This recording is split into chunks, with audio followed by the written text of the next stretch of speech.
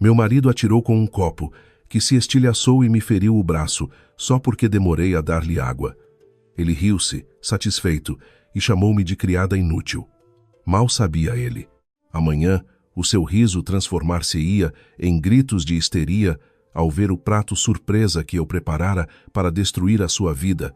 Antes de a história começar, por favor, escrevam nos comentários de que cidade estão a assistir a esta história. Não se esqueçam de gostar e subscrever para que este canal, Luxo e Mentiras, possa crescer e trazer-vos histórias ainda mais cativantes. O ronronar do motor do carro do Duarte, um som que eu conhecia demasiado bem, ecoou no pátio da nossa moradia em Cascais. O meu coração começou a bater descompassadamente. Não era de saudade, como uma esposa que anseia pelo regresso do marido, mas sim de um medo agudo e paralisante. Aquele som era o sinal de que o pequeno rei desta casa tinha regressado e tudo tinha de estar perfeito. Caso contrário, o inferno instalar-se-ia na sala de jantar. Apaguei o fogão à pressa. O aroma da caldeirada de peixe que eu cozinhara durante 2 horas enchia a cozinha. Gotas de suor do tamanho de grãos de milho escorriam-me pelas têmporas. Hoje, a minha sogra vinha de visita. Isso significava que a pressão que eu sentia duplicava. A minha sogra era o tipo de mulher que achava que o seu filho era o ser humano mais perfeito à face da terra. E eu? Eu era apenas um parasita sortudo que conseguiu casar com o seu menino de ouro. Inês, onde está a minha água? Gritou uma voz de barítono da sala de jantar. Era o meu marido. O seu tom era alto, áspero e exigente. Sem saudações gentis, sem beijos na testa, apenas ordens. Sim, querido. Um momento, respondi, quase a gritar, enquanto limpava as mãos molhadas ao avental. Peguei num copo de cristal da prateleira, um copo caro que ele comprara no mês passado para exibir o seu estatuto social aos convidados e corri para o dispensador de água. Merda! O garrafão do dispensador estava vazio. A luz indicadora piscava a vermelho.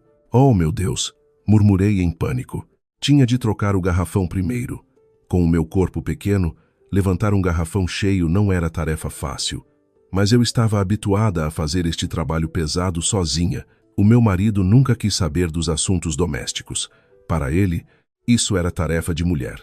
Levantei o garrafão num ápice. Um pouco de água derramou-se, molhando o chão, mas não me importei. Enchi o copo com água fria, exatamente como ele gostava. No entanto, o atraso foi fatal. 15 segundos.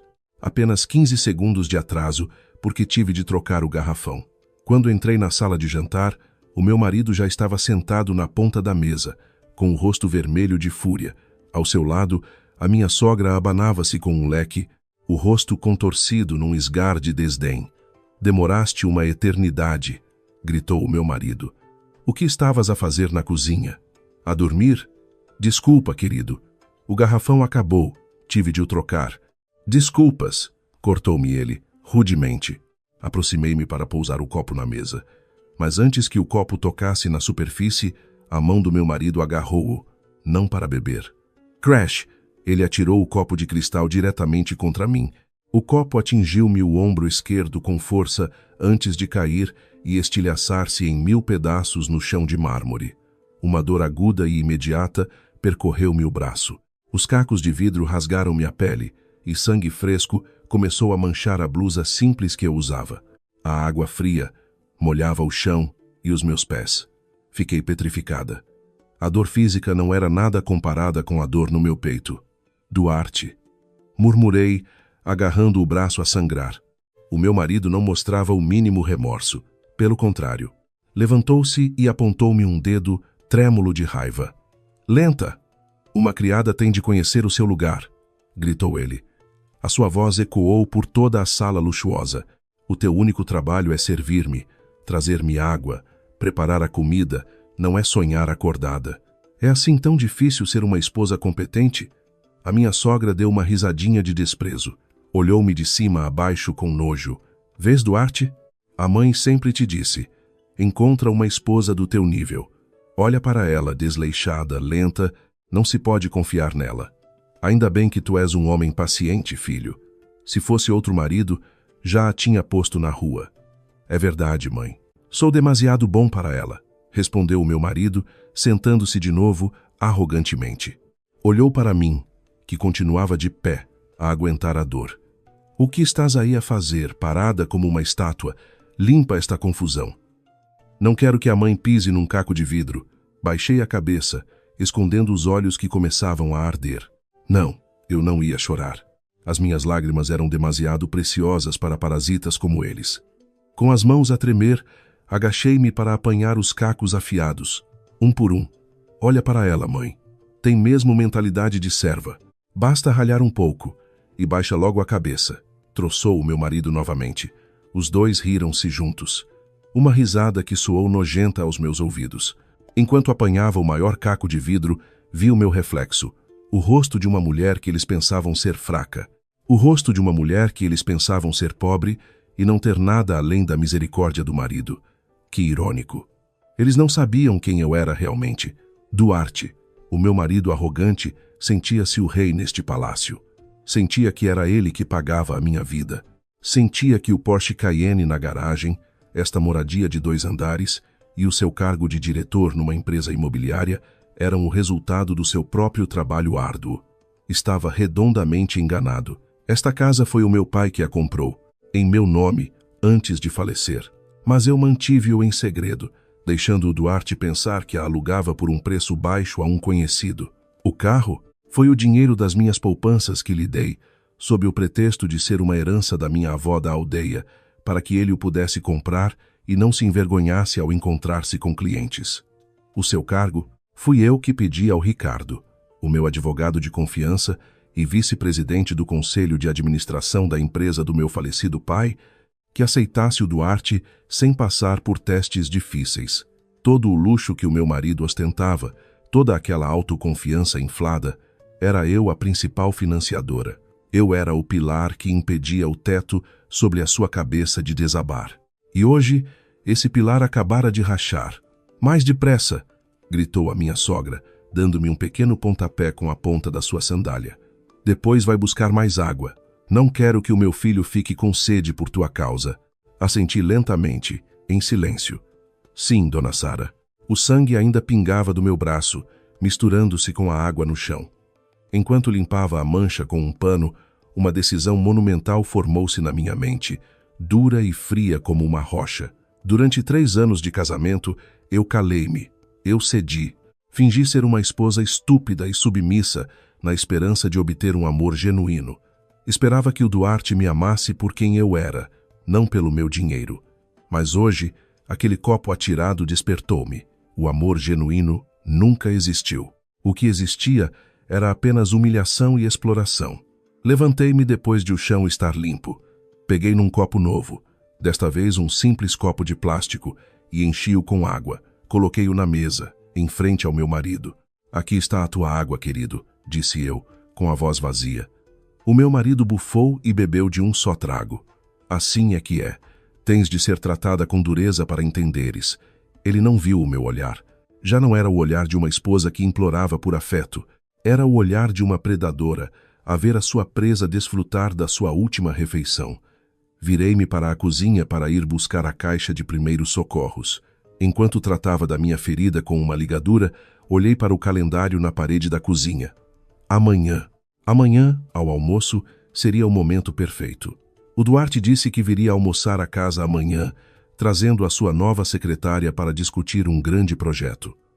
Sorri levemente, um sorriso que não chegou aos meus olhos. Sim, amanhã haveria um grande projeto. O projeto de destruição da vida de alguém que não sabia dar valor ao que tinha. Desfruta do teu riso hoje, querido, murmurei baixinho, quase inaudível para qualquer pessoa exceto para mim mesma, porque amanhã vais aprender que a criada que humilhaste é a dona do trono em que te sentas. Ouvi-os rir novamente na sala de jantar. O meu marido estava a contar como tinha sido brilhante a ralhar com um subordinado no escritório esta manhã. Gabava-se de um poder que, na realidade, era falso. O seu riso era tão sonoro, tão despreocupado. Ri-te à vontade, meu marido, porque eu prometo que as lágrimas que vais derramar amanhã serão muito mais abundantes do que a água que pediste hoje. Naquela noite, depois de o meu marido adormecer profundamente, com o ressonar a encher o quarto, Um som que antes considerava reconfortante, mas que agora soava como o de um animal selvagem saciado. Sentei-me na beira da cama.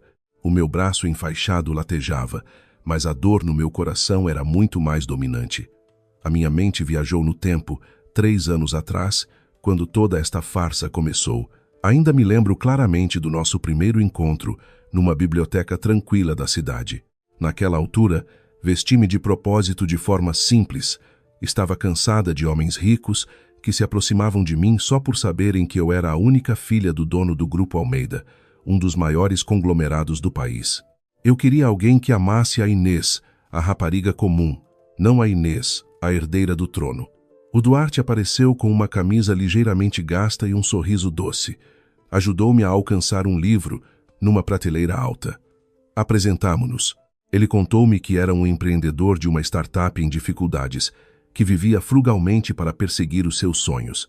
A sua história era tão convincente, os seus olhos brilhavam quando falava do futuro, de trabalho árduo e de integridade. Pode ser que eu não tenha nada agora, Inês, disse ele uma vez, numa tasca à beira da estrada, 1 mês depois de começarmos a namorar. Ele segurou a minha mão com força, mas prometo que vou trabalhar arduamente para te fazer feliz. Não preciso de uma mulher rica, preciso de uma mulher que queira lutar ao meu lado a partir do zero. Foram essas palavras que me fizeram apaixonar perdidamente. Pensei que tinha encontrado uma joia no meio da lama. Pensei que tinha encontrado um homem raro e sincero. Que tola eu fui. 1 ano depois de nos casarmos, a sua primeira mentira foi descoberta. Embora na altura eu estivesse demasiado cega para a reconhecer como um crime, encontrei uma fatura no bolso das suas calças quando ia lavar. Não era uma fatura de capital de negócios, como ele se queixava frequentemente, mas sim uma dívida de apostas de futebol online e um empréstimo com juros exorbitantes. O valor era de dezenas de milhares de euros. Quando o confrontei, ele chorou. Ajoelhou-se aos meus pés. Fui fraco, meu amor. Estava estressado porque o meu negócio estava estagnado. Só queria tentar ganhar dinheiro rápido para nós. Perdoa-me. Por favor, não me deixes. As suas lágrimas de crocodilo derreteram o meu coração. Como uma esposa dedicada e estúpida, vendi secretamente uma das minhas joias de família. Dei-lhe o dinheiro, mentindo que eram poupanças de infância que só agora podia levantar. Isto é para pagares as tuas dívidas, querido. Não o voltes a fazer, disse eu na altura. O Duarte abraçou-me com força, prometendo por Deus que nunca mais tocaria no jogo. Mas foi o início de um padrão que se repetia. As suas necessidades aumentavam. Começou a queixar-se de que precisava de um carro para que os clientes confiassem nele. Precisava de roupas caras. Precisava de um relógio de marca. E eu, a esposa disfarçada de pessoa simples, continuava a liquidar a herança da avó ou a pedir empréstimos a familiares para satisfazer o seu estilo de vida. Até arranjei para que ele fosse aceite numa subsidiária da empresa do meu pai, através do Ricardo, o meu advogado, sem que o Duarte soubesse que era eu quem assinava a sua carta de aceitação. Dei-lhe asas, esperando que ele me levasse consigo, mas em vez disso, ele usou essas asas para voar para longe e me bicar. O ponto de viragem foi há 2 meses. O comportamento do Duarte mudou drasticamente. Tornou-se mais rude, chegava a casa cada vez mais tarde e era cada vez mais mesquinho com o dinheiro para as despesas da casa. E isto apesar de o seu grande salário ser, em grande parte, resultado da estrutura salarial que eu aprovara. Uma tarde, enquanto ele tomava banho, o seu telemóvel pousado na minha cômoda não parava de vibrar. Normalmente, eu nunca verificava o telemóvel dele, respeitando a sua privacidade. Mas, por alguma razão, naquele dia, tive um mau pressentimento. O ecrã do telemóvel acendeu-se, mostrando uma notificação de mensagem do WhatsApp. O nome do contacto era Bela Secretária, mas o conteúdo da mensagem estava longe de ser profissional. Querido, obrigada pela transferência para a minha mala nova. És o melhor. Quando é que vamos de férias outra vez? A tua mulher Campônia não suspeita de nada, pois não? O meu mundo desabou naquele instante. As minhas mãos tremiam violentamente enquanto desbloqueava o telemóvel dele. Ele usava a sua própria data de nascimento. Que narcisista! Percorri a conversa deles. O meu coração partiu-se em 1000 pedaços. Havia fotos deles a jantar em restaurantes de luxo, restaurantes que eu sempre quis visitar, mas que o Duarte dizia sempre serem demasiado caros. Havia provas de transferências de dezenas de milhares de euros. Havia conversas que me rebaixavam. Duarte, tem paciência, Bela. A Inês é estúpida, mas útil. Acabou de me dar mais dinheiro. Diz ela que vendeu um terreno na aldeia. Bela, ha ha ha. E ela acreditou? Coitada, ser tão estúpida assim. Quando te vais divorciar dela? Duarte, ainda não. Ela ainda é útil como criada lá em casa e como fundo de emergência. Além disso, a minha mãe gosta de ter alguém para mandar. Se eu casasse contigo, seria uma pena usar essas tuas mãos macias para esfregar o chão. Ler aquilo foi como ter uma faca a ser lentamente rodada dentro do meu peito. As lágrimas não vieram. A dor era demasiado profunda para ser representada por lágrimas. Então, aos olhos do Duarte, eu não era uma esposa amada. Eu era um ativo. Eu era uma combinação de um multibanco ambulante e uma empregada doméstica gratuita. Todas as suas palavras doces de há 3 anos, todas as promessas de lutar a partir do zero, tudo não passava de um esquema nojento para me enredar. Ele nunca me viu como um ser humano. Ele via-me como uma vaca leiteira. Coloquei o telemóvel de volta, com cuidado. Exatamente na mesma posição. Não o confrontei logo. Não, isso seria demasiado fácil. Zangar-me só o deixaria alerta, e ele esconderia os ativos que talvez já tivesse desviado. Lembrei-me dos ensinamentos do meu falecido pai. Se alguém te apunhalar pelas costas, não te vires apenas para te zangares. Prepara uma estratégia, fecha todas as saídas e depois incendeia a sala. Desde o dia em que descobri as mensagens, comecei a representar um papel. Tornei-me mais silenciosa, mais submissa, deixando-o sentir-se por cima. Enquanto isso, nos bastidores, contactei o Ricardo. Começamos a investigar todo o fluxo de fundos que o Duarte controlava na empresa. E os resultados foram chocantes. Ele não estava apenas a extorquir o meu dinheiro. Ele também tinha começado a praticar pequenos atos de corrupção na empresa. Esta noite, neste quarto frio, olho para as costas do meu marido que dorme de costas para mim. As costas em que eu outrora quis apoiar-me para o resto da vida. Pensas que estás no controlo, querido? Sussurrei no meu coração. O incidente do copo partido hoje foi o gatilho final. Ele feriu-me fisicamente. Ele insultou a minha dignidade na frente da sua mãe. A minha tolerância esgotou-se. O meu copo de paciência partiu-se, tal como aquele copo de cristal. Amanhã, a Bela virá. A amante entrará na minha casa, a casa que, na verdade, é minha, com a sua atitude arrogante. Eles pensam que vão celebrar uma vitória, ou talvez planear uma nova forma de extorquir a minha herança. Mal sabem eles que eu já tenho o trunfo na mão. Mal sabem eles que eu conheço o outro grande segredo do Duarte. Um segredo muito mais vergonhoso do que a infidelidade. Um segredo que descobri há uma semana no seu cofre escondido. Um segredo relacionado com uma fobia da sua infância. Puxei o cobertor sobre o meu corpo cansado. Dorme bem esta noite, meu marido, porque o teu almoço de amanhã nunca o esquecerás para o resto da tua vida. Amanhã, a criada tomará conta do palácio e o rei será chutado de volta para o seu lugar de origem, a rua.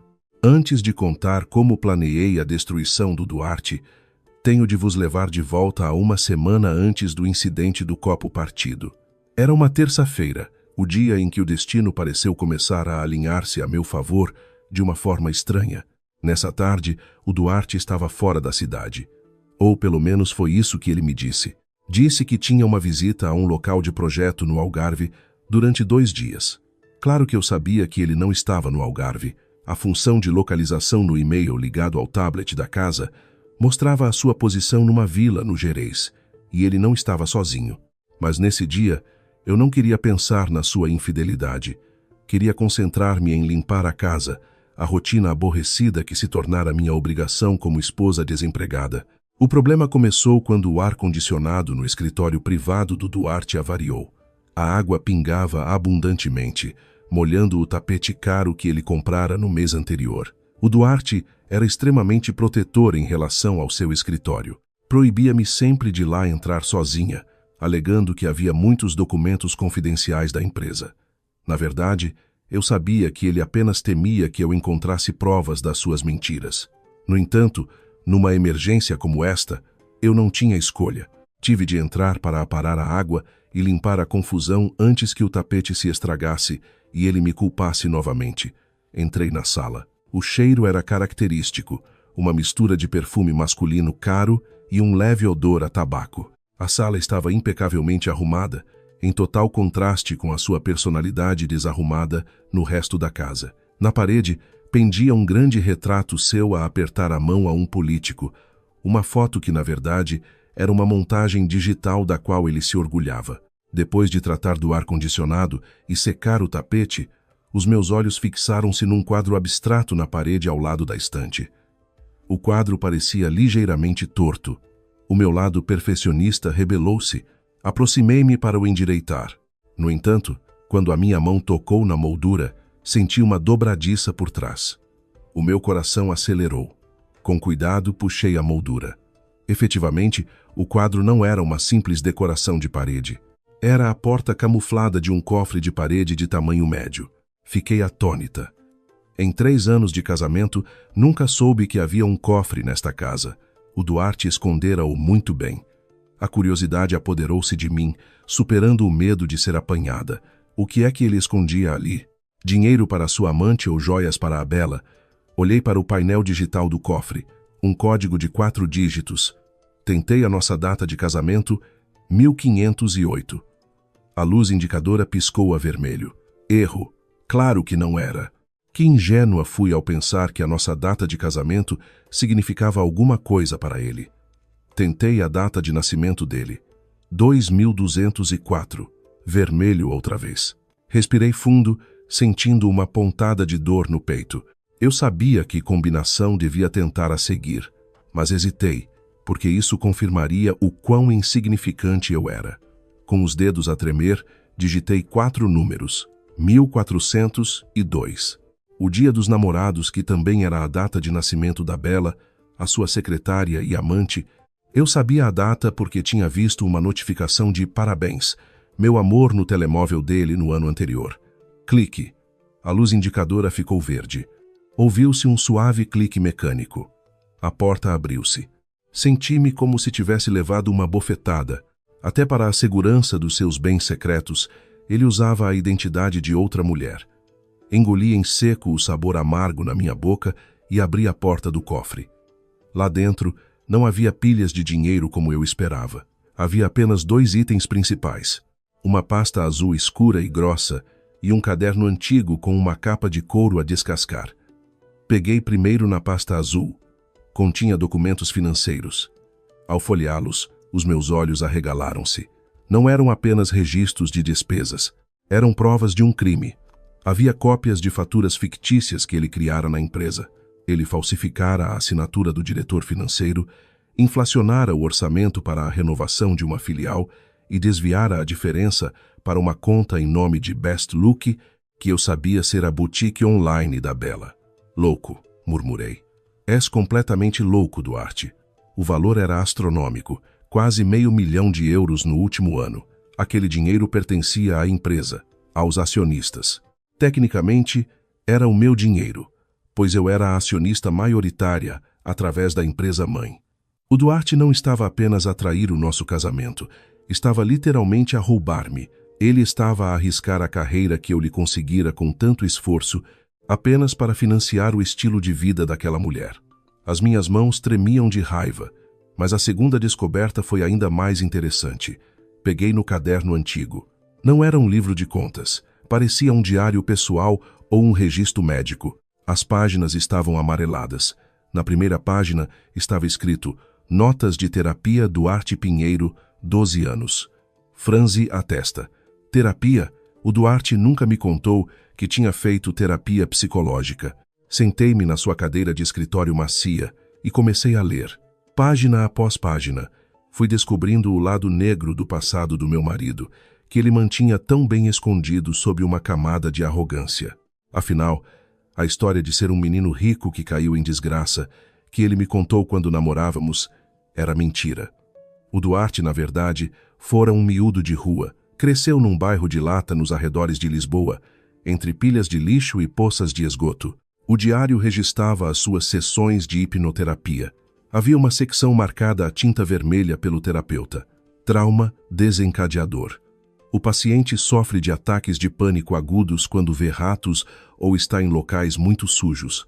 O trauma origina-se de um incidente aos 9 anos, onde o paciente ficou preso num contentor do lixo durante 2 dias por marginais locais. O paciente foi mordido por ratos enquanto dormia e forçado a comer restos de comida infestada de ratos para sobreviver. Tapei a boca, sustei a respiração. As notas seguintes eram ainda mais aterradoras. O paciente desenvolveu musofobia, medo de ratos, e rupofobia, medo extremo de sujidade. Este medo não é mera aversão, mas desencadeia PTSD, transtorno de estresse pós-traumático. O paciente associa ratos e sujidade à pobreza e à impotência.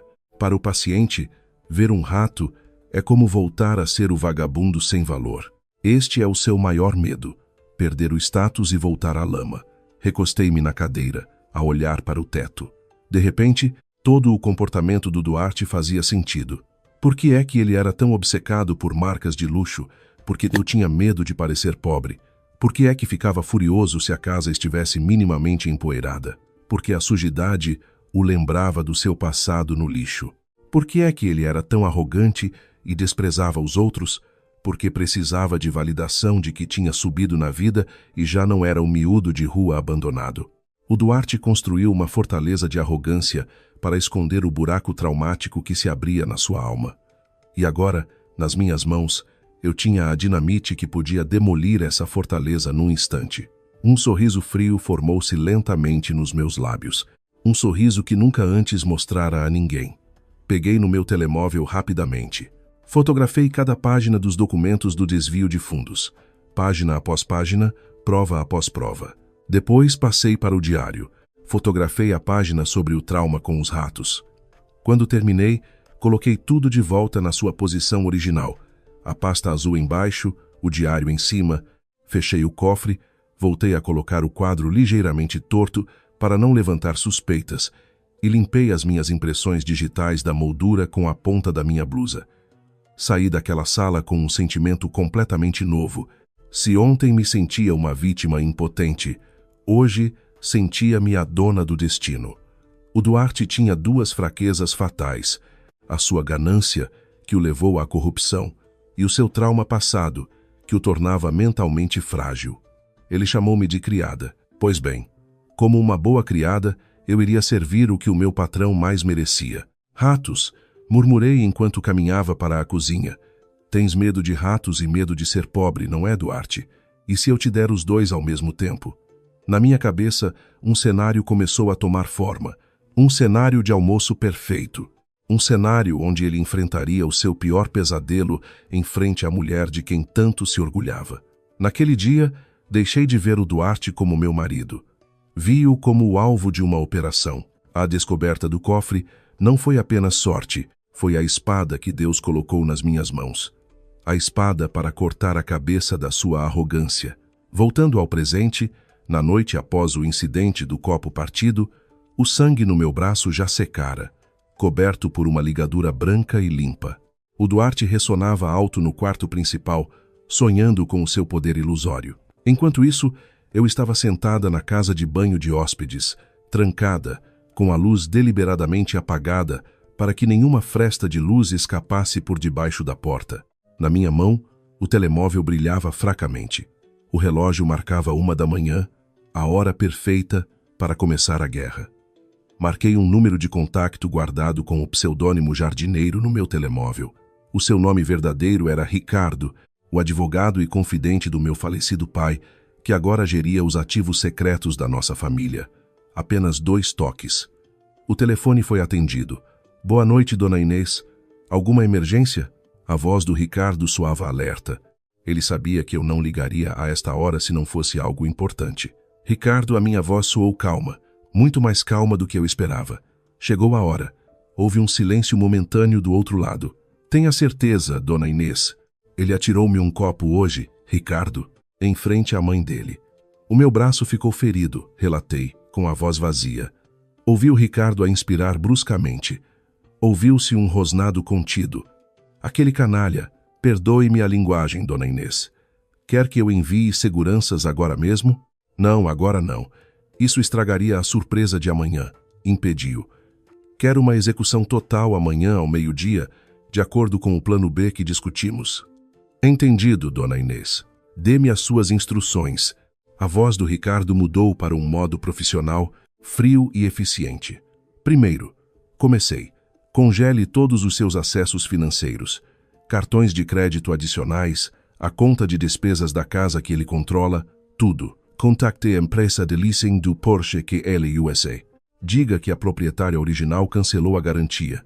Requisitem o veículo amanhã, exatamente às 12h30. Pronto. A unidade será rebocada à força, se necessário. Segundo, continuei, os meus dedos a baterem no chão da casa de banho. Prepare a carta de despedimento. Motivo: desvio de fundos e falsificação de documentos. As provas que lhe enviei por e-mail há uma semana, quando as encontrei no cofre. Imprima tudo. Traga amanhã. Recebido. Também prepararei uma equipa de auditoria forense para estar de prontidão, caso ele negue. Terceiro, e o mais importante, Ricardo, chame a polícia. A polícia, sim, por acusações de violência doméstica e desvio de fundos da empresa. Certifique-se de que a polícia chega logo após eu dar o sinal. Quero que ele seja preso em público. Quero que os vizinhos vejam. Quero que a mãe dele veja. Perfeitamente entendido, dona Inês. E quanto à mulher, a Bela, ela estará aqui amanhã para almoçar. O Duarte convidou-a para mostrar o quão bem ele me oprime. Deixe-a vir. Quero que ela seja testemunha da ruína do homem que ela considerava a sua mina de ouro. Tenho a certeza de que, assim que ela souber que o Duarte está pobre, irá descartá-lo como lixo. Um plano brilhante, dona Inês. Vou começar a tratar da administração bancária e policial agora mesmo, para que tudo esteja pronto para execução amanhã de manhã. Obrigada, Ricardo. Ah, mais uma coisa. Sim, dona Inês. Por favor, encomenda-me algo. Não é para comer. Preciso de uma réplica de um rato de esgoto, muito realista. Tamanho grande. Consegues arranjar-me um adereço de filme ou algo do gênero esta noite? O Ricardo ficou em silêncio por um momento, talvez confuso, mas não fez muitas perguntas. Tenho um contacto na indústria de efeitos especiais de filmes de terror. Vou tentar que o item seja entregue por um estafeta amanhã de manhã, às 9h, na porta lateral, para que o senhor Duarte não perceba. Perfeito. Obrigada, Ricardo. Cuide-se, dona Inês. Aguente mais algumas horas. A chamada terminou. Coloquei o telemóvel sobre o peito, sentindo o meu coração a bater forte e ritmado. Não havia mais medo, apenas adrenalina pura. Saí da casa de banho e caminhei sorrateiramente até a cozinha. Abri o frigorífico, verifiquei os ingredientes. Amanhã, eu cozinharia a sobremesa mais amarga da história do nosso casamento. Na manhã seguinte, a atmosfera em casa era tensa, mas só para mim. Para o Duarte e a sua mãe, Dona Sara, era um dia de vitória. O Duarte acordou de bom humor, ou melhor, arrogante. Assobiava ao sair do banho, vestindo o seu melhor fato, comprado, claro, com o dinheiro da corrupção. Inês, gritou ele do quarto. Prepara o pequeno almoço. Não sejas lenta como ontem. Sim, querido. As torradas estão prontas, respondi da cozinha. Forcei a minha voz a ser o mais suave possível, submissa e obediente, como uma esposa arrependida. À mesa do pequeno almoço, a Dona Sara já estava sentada, olhando-me com desdém ao ver a ligadura no meu braço. Vês? Se trabalhasses com atenção, não serias desajeitada. Agora, com essa ferida, só dás mais trabalho. Desculpe, Dona Sara, respondi brevemente enquanto servia o chá. Lembra-te, disse o Duarte enquanto comia a sua torrada grosseiramente. A Bela chega ao meio-dia. Traz uns contratos importantes. Quero que cozinhes algo bom. Faz aquele bife de lombo que está no frigorífico. Não o queimes. A Bela tem um paladar sofisticado, diferente da tua língua de camponesa. Sorri levemente. Claro, querido. Vou cozinhar algo especial. Tão especial que tu e a Dona Bela nunca se esquecerão. O Duarte riu, sem captar o duplo sentido nas minhas palavras. Assim é que é. Conhece o teu lugar. Se cozinhares bem e nos servires como deve ser, talvez te dê um extra para as despesas. Obrigada, querido, disse eu. Depois de terminarem o pequeno almoço, o Duarte saiu para ir ao escritório buscar a Bela, suponho, e a dona Sara foi para o quarto de hóspedes ver televisão. Assim que desapareceram, entrei em ação. Às 9h15, a campainha da porta lateral tocou. Um estafeta entregou-me uma caixa de cartão com a etiqueta Acessórios de Filme. Levei-a para a cozinha e abri-a. Lá dentro estava uma réplica de um rato de esgoto incrivelmente realista. O pelo parecia molhado e sujo, os olhos eram vermelhos e brilhantes, a cauda era longa e enrolada e havia um efeito de sangue falso na boca. O Ricardo nunca desiludia. O objeto parecia tão nojento que até eu senti um arrepio ao pegá-lo. Era perfeito. Comecei a pôr à mesa. Tirei a melhor toalha, os pratos de porcelana mais caros e os copos de cristal. Queria que o cenário fosse o mais luxuoso possível. O contraste era a chave. Quanto mais luxuosa a mesa, maior a surpresa do prato principal. Cozinhei o bife, como o Duarte pediu, para a porção da Bela e da dona Sara. Mas para o prato do Duarte. O prato do Duarte receberia um tratamento especial. Peguei num grande prato de prata e coloquei a réplica do rato no centro. Reguei-o com um molho de tomate espesso, que temperei para que a cor ficasse um vermelho escuro, como sangue coagulado. Como toque final, enfiei um pequeno pedaço de papel na boca do rato de brincar. A mensagem era curta, mas contundente. Come, vagabundo. Cobri o prato com uma cloche de prata reluzente. Às 11h55, tudo estava pronto. Ouvi o som do carro do Duarte a entrar na garagem. O som da sua risada e da risada de uma mulher, a Bela, soava vibrante do lado de fora. Entra, Bela. Sente-te em casa. A criada já deve ter preparado uma coisa boa. A voz do Duarte soou clara quando a porta da frente se abriu. Eu estava de pé ao lado da mesa de jantar, ajeitando o meu avental, à espera pacientemente. O meu coração batia forte, não de medo, mas de uma excitação avassaladora. O palco estava montado, os atores tinham chegado. Era a hora do espetáculo começar. Respirei fundo, colocando a minha máscara de inocência pela última vez. Bem-vindos, querido. Dona Bela, saudei amavelmente quando eles apareceram na entrada da sala de jantar. O Duarte olhou para mim de relance e depois virou-se para a Bela com orgulho. Vês? Tudo pronto. Senta-te, Bela. A Bela, vestida com um vestido vermelho justo e com uma mala de marca no braço, olhou para mim com desprezo. Uau! A tua esposa é muito trabalhadora, Duarte. Pena que a aparência dela seja tão desleixada. É uma mulher da casa, Bela. Não está ao teu nível, respondeu o Duarte. Eles sentaram-se. A dona Sara saiu do quarto e juntou-se a eles. Uau, que banquete! Por favor, querido, disse eu, apontando para o prato coberto à frente do Duarte. Este é especial para ti, o mais especial, porque és o chefe de família aqui. O Duarte sorriu largamente, o seu ego a inflar. Bom, estás a começar a aprender a apreciar-me. A sua mão estendeu-se para a cloche de prata. O tempo pareceu abrandar. Prendi a respiração. Os segundos para a destruição do Duarte estavam contados. 1, 2. Ele levantou a cloche.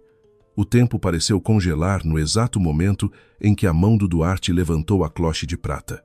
A luz do candelabro de cristal sobre a mesa de jantar refletiu-se na superfície do prato agora exposto, iluminando o prato principal que eu tinha preparado com tanto detalhe. Ali, no meio do caro prato de porcelana branca, jazia a carcaça de um rato. Claro, era apenas a réplica que o Ricardo arranjara, mas a sua aparência era tão real que até o meu próprio estômago se revirou um pouco. O pelo parecia molhado e sujo, como se tivesse acabado de ser retirado de um esgoto. A sua cauda longa e escamosa enrolava-se na borda do prato. A boca do rato estava aberta, revelando pequenos dentes afiados, e dela escorria um líquido espesso e vermelho escuro que se acumulava na base do prato, semelhante a sangue fresco coagulado. Entre os dentes do rato estava preso um pequeno rolo de papel branco. Silêncio. Nos primeiros 2 segundos, o cérebro do Duarte parecia ainda estar a processar o que via. Ele provavelmente esperava um suculento bife do lombo com molho de cogumelos. No entanto, o que os seus olhos captaram foi a manifestação do seu pior pesadelo. Plá, plá, H. O grito rasgou o silêncio da sala de jantar de uma forma profundamente pouco masculina. Não foi um grito de surpresa comum, foi um grito de puro terror. O som que sai da garganta de alguém que está a olhar para a morte. O Duarte saltou para trás da sua cadeira com tanta força que a pesada cadeira de madeira de carvalho que ele ocupava foi atirada para trás, embatendo no chão com um baque surdo. O seu corpo tremia violentamente, os seus olhos esbugalhados, quase a saltar das órbitas, estavam fixos no prato sobre a mesa. O seu rosto, que antes estava vermelho de arrogância, estava agora pálido como papel, como se todo o sangue do seu corpo tivesse sido drenado instantaneamente. "O que é isso? O que é isso? Tira-o! Tira-o!" gritava ele histericamente. Recuou até as suas costas baterem na parede. As suas mãos agitavam-se no ar como se estivesse a afastar demônios. A reação da Bela e da Dona Sara não foi menos chocada, embora diferente. A Bela gritou de nojo, tapando a boca. "Que nojo! Inês, estás louca?" gritou ela, afastando a sua cadeira da mesa. Enquanto isso, a Dona Sara ficou de boca aberta, confusa com a reação exagerada do filho. "Duarte, filho, o que se passa?" "É só um rato morto." "Por que estás assim?" perguntou a Dona Sara, tentando aproximar-se do filho. Mas o Duarte não ouvia a mãe. Aos seus olhos, o rato no prato não era apenas a carcaça de um animal. Para alguém com uma fobia específica, desencadeada por um trauma de infância como o Duarte, aquele objeto transformou-se num monstro. A sua mente já não estava nesta luxuosa sala de jantar. Ele fora transportado de volta para o armazém escuro de há 20 anos, quando foi trancado, faminto e mordido por ratos de esgoto. O cheiro a mofo do sangue falso despertou a memória do cheiro a lixo que ele tanto se esforçara por esquecer com os seus perfumes caros. A sua respiração tornou-se ofegante, curta e rápida. Ele começou a hiperventilar. Suor frio escorria-lhe pela testa e pelo pescoço. As suas pernas fraquejaram e ele caiu no chão, abraçando os joelhos. "Não, não me mordam. Fora. Sujos. Eu não sou um vagabundo." "Fora!" balbuciava o Duarte. A sua voz tremia, soando como a de uma criança assustada. Eu mantive-me direita no meu lugar, observando a cena patética com um rosto impassível. Por dentro, uma sensação de satisfação borbulhava. A máscara do senhor diretor arrogante tinha se desfeito em segundos. O que restava ali era apenas o Duarte, o miúdo de rua traumatizado. Aproximei-me lentamente da mesa, tirei o pequeno papel da boca do rato e caminhei em direção ao Duarte, que se encolhia num canto da sala. "Por que não comes, querido?" perguntei suavemente, mas com um tom tão frio como o gelo. "Disseste que tinhas fome, que querias uma refeição à tua altura." O Duarte levantou a cabeça, os seus olhos vermelhos e lacrimejantes, olhou para mim com uma mistura de medo e confusão. Tu sabes." Atirei-lhe o pequeno papel à cara. O papel caiu-lhe no colo. Com as mãos a tremer, ele pegou nele e leu. "Come, vagabundo." Essas duas palavras atingiram-no com mais força do que qualquer golpe físico. A palavra vagabundo era a chave que abria a caixa de Pandora dos seus segredos. Ele percebeu. Eu sabia tudo. Sabia das suas origens. Sabia que ele não era rico. Sabia que ele era um impostor que construíra o seu castelo sobre um monte de lixo e mentiras. "Inês", sibilou ele. O medo nos seus olhos começou lentamente a misturar-se com uma vergonha esmagadora, porque a Bela o estava a ver neste estado de fragilidade. A Bela, que já se tinha levantado e estava perto da porta por nojo, olhava para o Duarte com estranheza. A imagem do homem viril, rico e poderoso que o Duarte sempre projetara para a sua amante, desmoronou-se por completo. À frente da Bela estava agora apenas um homem adulto a chorar, encolhido no chão por causa de um rato de brincar. "Duarte, o que se passa contigo?" "Que vergonha", disse a Bela bruscamente. "Levanta-te. É só um brinquedo. Pareces um louco." O Duarte tentou levantar-se. O seu orgulho foi ferido pelas palavras da Bela. Apoiou-se na mesa, tentando regular a respiração ainda ofegante, mas as suas pernas ainda tremiam. A sua fobia era demasiado forte. Cada vez que olhava para o prato, a náusea voltava a atacá-lo. Mãe, tira isso daqui. Tira! Pediu ele à sua mãe, com a voz rouca. A dona Sara, ainda confusa, mas guiada pelo seu instinto maternal, pegou rapidamente num guardanapo e cobriu o rato. Inês, tu és mesmo uma esposa amaldiçoada. O que significa isto? Servir lixo ao teu marido. Queres ser amaldiçoada? Gritou a dona Sara para mim, os seus olhos a fuzilarem-me de raiva. Eu ri-me baixinho, um riso seco e cínico. Amaldiçoada, dona Sara. Não deveria ser o seu filho a ter medo de ser amaldiçoado? A comer o dinheiro da esposa, a enganar tanta gente e a agir como um rei, quando na verdade não passa de um. Deixei a frase por terminar de propósito, deixando que o Duarte a completasse na sua cabeça. O Duarte, que começara a acalmar-se um pouco com o rato coberto, sentiu agora a raiva substituir o medo. A humilhação esmagadora em frente à bela Fê, lo sentir que tinha de fazer algo para recuperar o seu domínio. Ele não podia deixar-me ganhar. Tinha de me castigar. Tinha de me calar. O seu rosto ficou vermelho escuro. As veias do seu pescoço saltaram. Olhou para mim com puro ódio. Sua descarada! Gritou o Duarte. Fizeste isto de propósito, não foi? Andaste a mexer nas minhas coisas pessoais. Sua vadia! Como te atreves a humilhar-me em frente à minha convidada? Ele avançou, as mãos cerradas. O seu instinto violento veio ao de cima. Se não conseguia controlar a situação com autoridade, controlá-la-ia com violência. Era o seu velho método, o método do marginal, que ainda estava enraizado sob a pele do seu fato caro. Vou dar-te uma lição que nunca mais vais esquecer na tua vida, ameaçou ele, enquanto agarrava numa jarra de flores da mesa de apoio. A água derramou-se por todo o lado. Ele levantou a pesada jarra pronto para atirar contra mim. A Bela gritou histericamente ao ver a violência. A dona Sara gritou, Duarte, não! Mas eu não recuei 1 centímetro, não pestanejei. Olhei-o diretamente nos olhos. Tenta, desafiei-o em voz baixa. Faz isso, e vais arrepender-te, antes mesmo que essa jarra toque na minha pele. O Duarte não quis saber. A raiva cegara-o. Ele balançou o braço com força. No entanto, antes que a jarra pudesse voar, uma mão forte agarrou o pulso do Duarte no ar. O aperto foi tão forte que fez o Duarte gemer de dor e deixar cair a jarra no chão. Estrondo! Os cacos de cerâmica espalharam-se, mas nenhum me atingiu. Ali, de pé, ao meu lado, estava o Ricardo. Ele aparecera da porta de ligação da cozinha no momento exato.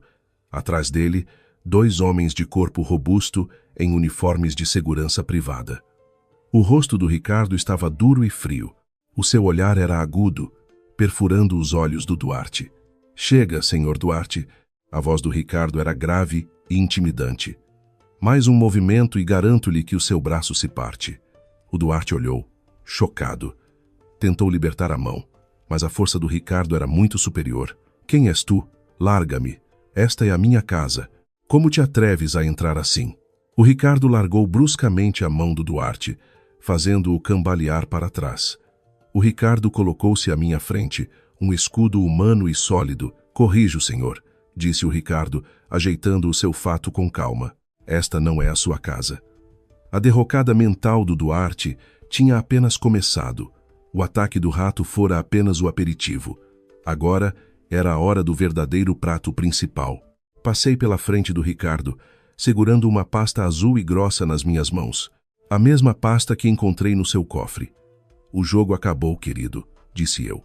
A minha voz ecoou na sala agora silenciosa e tensa. Já desfrutaste do teu almoço. Agora está na hora de pagar a conta. A atmosfera na sala de jantar mudou drasticamente de terror psicológico para uma tensão jurídica palpável. O Duarte, ofegante, estava perto da mesa de jantar. A massajar o pulso avermelhado pelo aperto de Ricardo, os seus olhos moviam-se freneticamente entre mim, Ricardo e os 2 seguranças que bloqueavam a saída. Que raio é isto, Inês? Tentou intimidar o Duarte. Embora a sua voz soasse desafinada, ele apontou para o Ricardo. Quem é este homem? O teu amante? Ah, é isso, não é? Armaste-me uma cilada para ficares livre para ele. Ri-me com amargura. Mesmo encurralado, o seu cérebro ainda tentava distorcer os factos para se fazer de vítima. Deixa-me apresentar, disse eu calmamente, abrindo a pasta azul nas minhas mãos. Este é o Ricardo, o meu advogado pessoal, e também o vice-presidente do Conselho de Administração do Grupo Almeida, a empresa onde trabalhas. Os olhos do Duarte arregalaram-se, a sua boca abriu-se, mas nenhum som saiu. Ele olhou para o Ricardo e depois para mim, tentando processar a informação. Vice-presidente do Grupo Almeida? Mas... Sim, interrompi-o rapidamente. Nunca perguntaste quem era o dono da empresa, pois não? Estavas demasiado ocupado a gabar-te do teu cargo. A empresa pertencia ao meu falecido pai, Duarte, e agora eu sou a acionista maioritária. A tua grande chefe sou eu. O primeiro golpe da verdade. Os joelhos do Duarte pareceram fraquejar. A Bela, que estava num canto da sala, deu um pulo de surpresa. Olhou para mim com incredulidade e depois para o Duarte com um olhar que começava a mudar de choque para suspeita. Mentira, murmurou o Duarte. Tu és apenas uma órfã que recebeu uma pequena herança da tua avó. Essa foi a história que eu criei para que não te sentisses inferior, querido. Para que pudesses ser um marido com dignidade. Mas, afinal, a tua dignidade era apenas uma farsa. Respondi-lhe bruscamente. Tirei a primeira folha da pasta e atirei-a para cima da mesa, exatamente ao lado da carcaça do rato de brincar, ainda coberta pelo guardanapo. Vê isso. É a tua carta de despedimento, disse eu friamente. A partir deste momento, estás despedido. Não com justa causa, mas com desonra, por acusações de desvio de fundos da empresa no valor de €500 mil. As provas foram auditadas esta manhã. O Duarte tremeu ao ver o cabeçalho da empresa, que ele conhecia tão bem. Ele sabia perfeitamente as consequências legais daquela acusação. E quanto a esta casa, continuei, aproximando-me cada vez mais, encurralando-o verbalmente, a escritura está em meu nome. Não é alugada, não é de um conhecido teu. É a minha casa, e neste preciso momento estou a expulsar-te.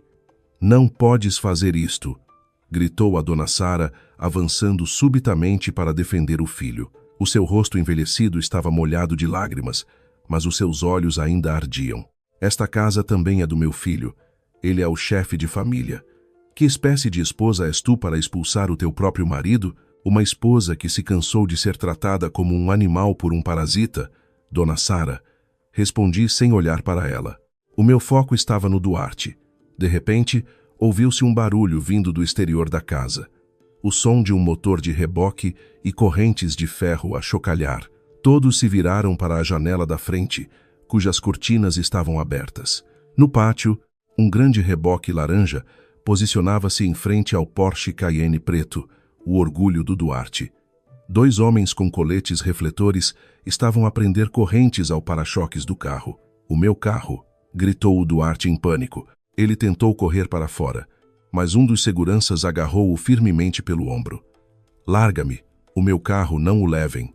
Não é o seu carro, declarou Ricardo com um tom neutro, verificando o relógio. É um ativo da empresa, emprestado em nome da sua esposa. Como foi despedido e provou-se que cometeu fraude, todas as regalias foram retiradas, incluindo os cartões de crédito que tem na carteira, que foram bloqueados por mim há 5 minutos. O Duarte meteu a mão no bolso, tirou a sua carteira de pele e olhou para a fileira de cartões com desespero. Os cartões que tinham sido o seu símbolo de status, a ferramenta para pagar jantares aos amigos, a ferramenta para comprar malas de luxo para a Bela, agora eram apenas pedaços de plástico inúteis. A ruína do Duarte estava quase completa. A sua fortuna, o seu cargo, a sua casa, tudo perdido. Mas eu ainda não tinha acabado. Virei-me para a Bela, que estava petrificada. E tu, Bela? Chamei-a amigavelmente. A Bela sobressaltou-se. O seu rosto estava pálido. A maquilhagem carregada não conseguia esconder o seu medo. Pensavas que o Duarte era rico? Perguntei com um sorriso torto. Pensavas que ele era o teu sugar daddy? Lamento desiludir-te, querida. Todo o dinheiro que ele usou para comprar as tuas malas Hermès falsas, o dinheiro para pagar o teu apartamento, era meu. Dinheiro da empresa que ele roubou. Vi a expressão no rosto da Bela mudar. Era o momento que eu mais esperava. O amor, ou o que quer que ela sentisse pelo Duarte, evaporou-se instantaneamente, substituído por um cálculo frio de perdas e ganhos. A Bela olhou para o Duarte com um nojo muito mais doloroso do que quando vira o rato. Duarte, a voz da Bela tremia de raiva contida. Então tu mentiste-me este tempo todo. Disseste que eras o dono da empresa. Disseste que a tua esposa era apenas uma parasita. Bela, ouve-me, implorou o Duarte, estendendo a mão na sua direção. Eu posso explicar. Isto é só um mal-entendido. Eu ainda tenho poupanças, nós podemos. Que poupanças? Interrompi-o bruscamente. A tua conta foi congelada pelo banco a pedido da polícia por suspeita de lavagem de dinheiro. O teu saldo é zero, querido. Um grande e redondo zero. Ao ouvir a palavra zero, a Bela pegou na sua mala. Ela não precisava de mais explicações. Para ela, um homem sem dinheiro era lixo. Seu impostor, gritou a Bela, cuspindo no chão, mesmo à frente dos sapatos do Duarte. Arrependo-me do tempo que perdi contigo. Pensei que eras um magnata, afinal é só um empregado ladrão. Nunca mais me contactes. A Bela virou-se e saiu rapidamente de casa. O som dos seus saltos altos a bater no chão de mármore soou decidido. Bela, espera, Bela! Gritou o Duarte, desesperado. Ele tentou persegui-la, mas novamente o segurança deteve-o. Ele só pôde ver a mulher de quem se orgulhava a abandoná-lo no momento da sua queda, sem lealdade, sem amor. O Duarte desabou. Desta vez desabou completamente. As suas pernas já não o conseguiam suster. Ajoelhou-se no chão, rodeado pelos cacos da jarra e pelas sombras da sua glória desvanecida. Ele olhou para mim de baixo. Os seus olhos, que sempre me olharam com arrogância, estavam agora cheios de lágrimas de medo. Inês, a sua voz era rouca, suplicante. Por favor, não faças isto. Eu sou teu marido. Podemos conversar. Peço desculpa pelo copo. Peço desculpa por tudo. Não me expulses. Não tenho para onde ir. Tu sabes que eu tenho medo de ser pobre. Por favor. A súplica soava patética. Ele usava o seu medo como uma arma para pedir misericórdia. Mas o meu coração já se tinha transformado em pedra. Lembrei-me de como ele me chamara de criada no dia anterior. Lembrei-me de como ele se rira quando eu me magoei. Agachei-me à sua frente, nivelando os meus olhos com os dele. Tens medo de ser pobre, querido? Sussurrei. Não te preocupes, não vais ser um vagabundo na rua. O rosto do Duarte iluminou-se um pouco. Havia esperança ali. A sério? Tu perdoas-me? Sorri docemente e abanei a cabeça lentamente. Não. O que eu quero dizer é que não vais estar na rua porque o Estado já te preparou um quarto gratuito. Ricardo. Dei um sinal ao Ricardo. O Ricardo assentiu e abriu a porta da frente. Do lado de fora, entraram 3 polícias uniformizados. Caminharam firmemente para a sala de jantar, trazendo um mandado de detenção. O som das suas botas soou como o sino da morte para a liberdade do Duarte. Duarte Pinheiro, disse um dos polícias com firmeza. Temos um mandado de detenção por suspeita de crime de desvio de fundos, falsificação de documentos e violência doméstica. Os olhos do Duarte arregalaram-se, as suas pupilas contraíram-se. Ele abanava a cabeça em pânico. Não, não pode ser. Mãe, ajuda-me! A dona Sara gritou histericamente ao ver o filho prestes a ser algemado. Abraçou a perna de um polícia. Não, senhor polícia, o meu filho é um bom homem. Isto é uma calúnia da mulher dele. Não levem o meu filho. Mas o polícia, com profissionalismo, afastou a dona Sara. Por favor, senhora, não obstrua o nosso trabalho. Clique. O som frio do metal das algemas, a fecharem-se nos pulsos do Duarte, soou incrivelmente alto para os meus ouvidos. Foi o som mais bonito que ouvi nos últimos 3 anos. Mais bonito do que a nossa marcha nupcial. O Duarte foi arrastado para cima. Ele debatia-se, chorava e gritava coisas incoerentes. Ranho e lágrimas misturavam-se no seu rosto desfigurado. Inês, como te atreves? Eu sou teu marido. Inês, eu fiquei imóvel a vê-lo ser levado para fora de casa. Quando ele passou pela porta, eu disse, quase a gritar para que ele me ouvisse pela última vez. Desfruta do teu almoço na prisão, querido. Ouvi dizer que o menu lá é muito simples, perfeito para a tua dieta de arrogância. O Duarte foi arrastado para o carro da polícia, que já esperava com as luzes azuis a piscar, tornando-se um espetáculo para os vizinhos que já se tinham juntado em frente ao portão. Respirei fundo, inalando um ar que de repente parecia incrivelmente fresco e leve dentro da casa. O fardo de 3 anos tinha sido levantado. O parasita fora arrancado pela raiz. O som das sirenes da polícia a ecoar no pátio da minha casa pareceu um convite oficial para que toda a vizinhança se reunisse. Saí para a varanda, de queixo erguido, a observar a cena que durante tanto tempo só existira na minha imaginação mais selvagem. O sol do meio-dia era forte, mas para mim a sua luz iluminava o palco da justiça que se desenrolava. À frente da nossa casa, normalmente tranquila, estava agora apinhada. O imponente portão de ferro forjado estava escancarado, e era lá que os vizinhos se juntavam. Estava lá a dona Elvira, a vizinha do lado, que o Duarte tantas vezes insultara só porque o gato dela entrava acidentalmente no nosso jardim. Estava lá o senhor, presidente da junta, que o Duarte humilhara ao cobrar a taxa de saneamento. Estavam também as senhoras do chá da tarde do bairro, que até então me olhavam com desdém por influência da dona Sara. Estavam todos ali, não para ajudar, mas para testemunhar a queda da arrogância que há muito perturbava a sua paz. O Duarte foi escoltado por 2 polícias robustos. As suas mãos estavam algemadas atrás das costas. O seu fato caro, que naquela manhã vestira com tanto orgulho, estava agora amarrotado e disforme. Um dos botões soltara-se enquanto ele se debatia. O seu rosto, geralmente liso e altivo, estava agora molhado de suor, lágrimas e ranho. Ele baixou a cabeça, tentando esconder o rosto dos flashes dos telemóveis dos vizinhos que gravavam o acontecimento. "Larguem-me! Eu sou um diretor! Enganaram-se na pessoa!" gritava o Duarte. A sua voz era rouca e desesperada. No entanto, os seus gritos apenas provocaram aclamações da multidão. "Ah, diretor de quê? Diretor dos ladrões, isso sim!" gritou a dona Elvira com uma voz retumbante, que foi recebida com risos das outras senhoras. "Leva o que mereces. É por isso que não se deve insultar os outros." O feitiço virou-se contra o feiticeiro. "É o karma, senhor Duarte." Passava a vida a gritar com a mulher. "Agora é a polícia que grita consigo", disse outro vizinho.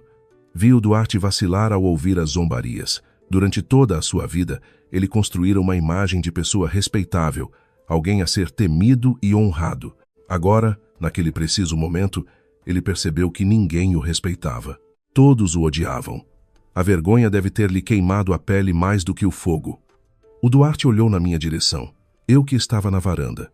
Os nossos olhares encontraram-se. Antigamente, aquele olhar faria com que eu baixasse a cabeça com medo, mas agora eu via a pequenez da alma daquele homem. Ele não era um gigante, era apenas uma praga que eu deixara viver na minha casa por tempo demais. "Inês, por favor", murmurou ele sem som. Apenas um movimento de lábios visível. Respondi-lhe com um pequeno aceno de mão, um frio aceno de despedida. A polícia empurrou-lhe a cabeça para baixo para que entrasse no carro patrulha. A porta do carro fechou-se com um estrondo. Estava terminada a história de Duarte Pinheiro no mundo livre.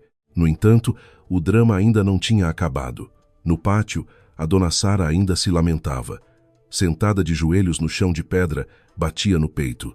A maquilhagem estava esborratada, o cabelo despenteado. Parecia uma louca.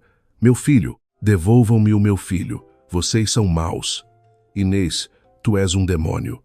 Armaste uma cilada ao meu filho", gritava a dona Sara, apontando-me o dedo trêmulo. Desci lentamente os degraus da varanda, com o Ricardo logo atrás de mim, pronto a intervir se a mulher mais velha se tornasse violenta. Parei mesmo à frente da dona Sara.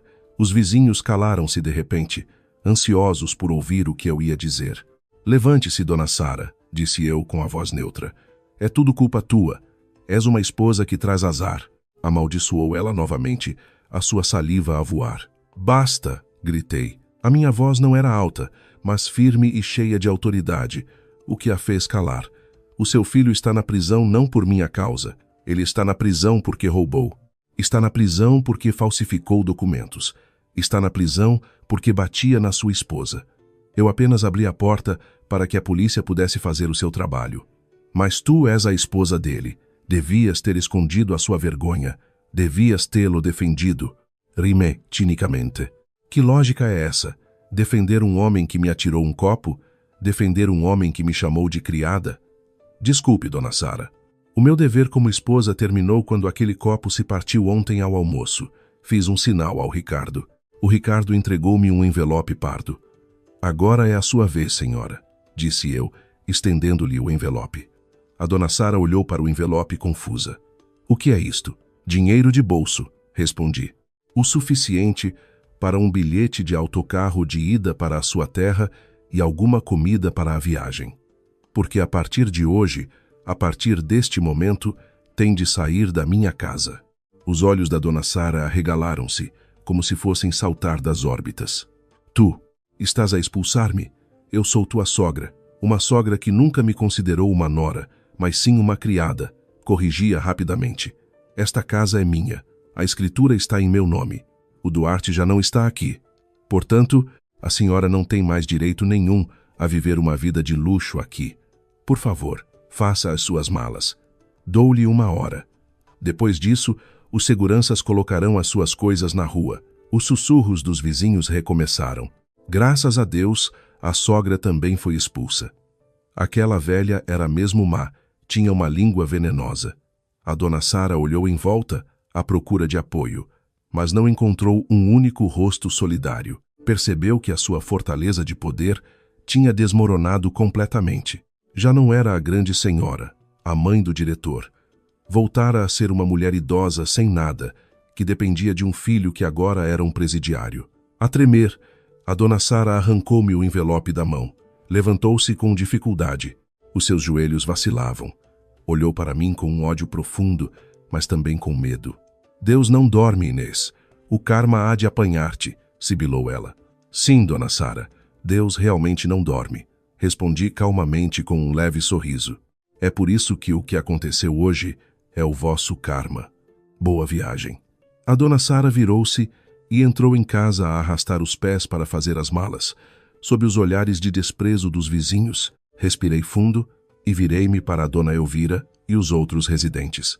Senhores e senhoras, obrigada por terem vindo, disse eu em voz alta e educada. Peço desculpa pela confusão de hoje, mas garanto-vos que, a partir de amanhã, o nosso bairro voltará a ser tranquilo. Não haverá mais pessoas arrogantes a perturbar o conforto de todos. Graças a Deus, menina Inês. Tenha força, exclamou a dona Elvira. Fez muito bem. Não tenha medo.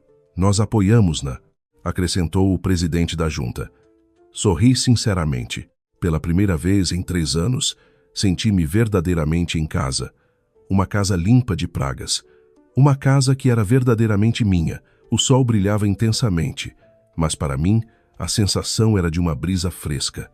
6 meses depois, o aroma de café expresso et croissant quand sentia o ar da manhã numa esplanada em Montmartre, Paris. A brisa de outono soprava suavemente, fazendo voar algumas folhas acastanhadas que caíam sobre a mesa redonda de mármore onde eu estava sentada. Apertei o meu casaco trench coat bege à volta do corpo e saboreei lentamente o café quente.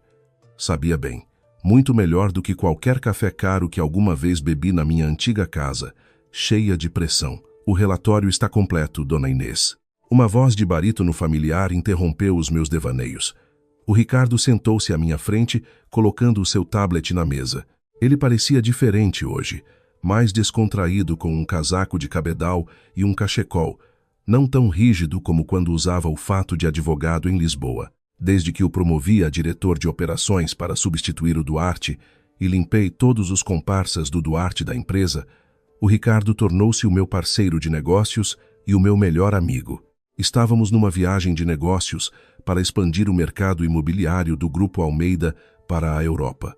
Um sonho do meu pai que eu finalmente podia realizar, agora que a praga na empresa desaparecera. Como está o nosso velho amigo? Perguntei, pousando a chávena de café. O Ricardo sorriu levemente e deslizou o tablet na minha direção. No ecrã, via-se uma fotografia recente, tirada à distância, aparentemente por um dos contactos do Ricardo dentro do estabelecimento prisional. Olhei para a fotografia. Quase não reconheci a pessoa. O homem na foto estava extremamente magro. As maçãs do rosto sobressaíam de forma acentuada. O cabelo estava rapado, a pele estava baça e escura de tanto apanhar sol no pátio da prisão. Ele estava sentado num canto de uma cela apertada, a segurar um prato de metal com arroz que parecia duro e alguns vegetais murchos. O seu olhar estava vazio, como o de alguém cuja alma já morrera. Era o Duarte. Ele foi colocado no bloco C, explicou Ricardo. O bloco mais sobrelotado e mais duro. O relatório do guarda prisional diz que ele se tornou o saco de pancada dos outros reclusos. Por causa do seu caso de desvio de fundos e da sua atitude arrogante quando entrou, ninguém gosta dele. Muitas vezes, mandam-no lavar a roupa dos outros presos, massajar os pés do chefe do bloco e até. O Ricardo parou, hesitante em continuar. Até o que, Ricardo? Contame, insiste.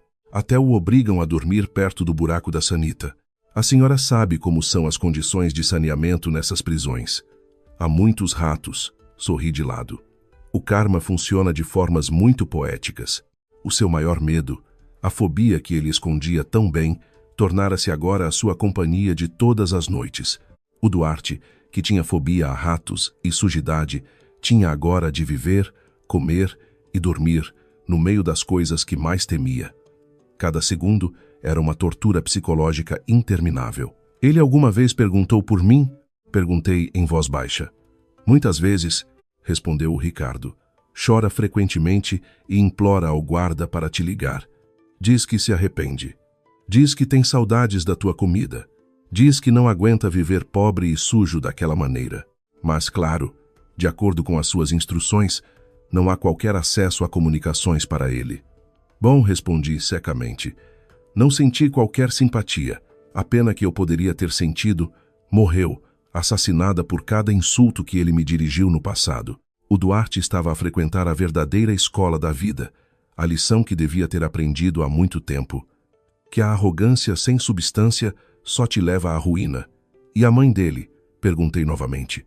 A dona Sara voltou para a sua aldeia, mas a casa que os pais lhe deixaram já tinha sido vendida pelos irmãos por causa de disputas de herança. Agora, vive de favor em casa de parentes distantes, a ajudar num serviço de catering de uma vizinha para poder comer. Está frequentemente doente por causa do estresse. Assenti lentamente. Eles escolheram o que semearam. Deslizei o tablet de volta para o Ricardo. Chega, não preciso de ver mais. Fecha esse capítulo. Sim, Dona Inês. O Ricardo desligou o ecrã do tablet. A propósito, sobre a reunião com os investidores franceses às 15h, todos os documentos estão prontos. Temos uma grande oportunidade de fechar o negócio. Olhei para o Ricardo e depois para as ruas movimentadas de Paris, cheias de pessoas a passar com estilo. Há 6 meses, eu era uma esposa assustada na minha própria cozinha, a correr de um lado para o outro só para levar um copo de água a um marido ingrato. Eu era uma mulher rebaixada, considerada estúpida e impotente. Hoje, estou aqui sentada como dona de uma empresa multinacional. Eu controlo a minha própria vida. Ninguém mais grita comigo. Ninguém mais me atira copos. Levantei o meu copo de água da mesa, um copo de vidro transparente, limpo e elegante. Olhei para a água límpida que refletia a luz do sol. Antigamente, um copo de água era o símbolo da minha escravidão, o gatilho da sua raiva. Agora, este copo de água é o símbolo da minha liberdade. Vamos, Ricardo, disse eu, levantando-me e ajeitando o meu casaco. O mundo não espera por nós. O Ricardo levantou-se e sorriu respeitosamente. Vamos, Dona Inês. Caminhamos pelo passeio de pedra, deixando para trás as sombras de um passado sombrio num continente distante. Eu não olhei para trás. À minha frente estendia-se um futuro brilhante, e eu estava pronta para o devorar com avidez, com a mesma satisfação com que o Duarte devorava o seu karma atrás das grades.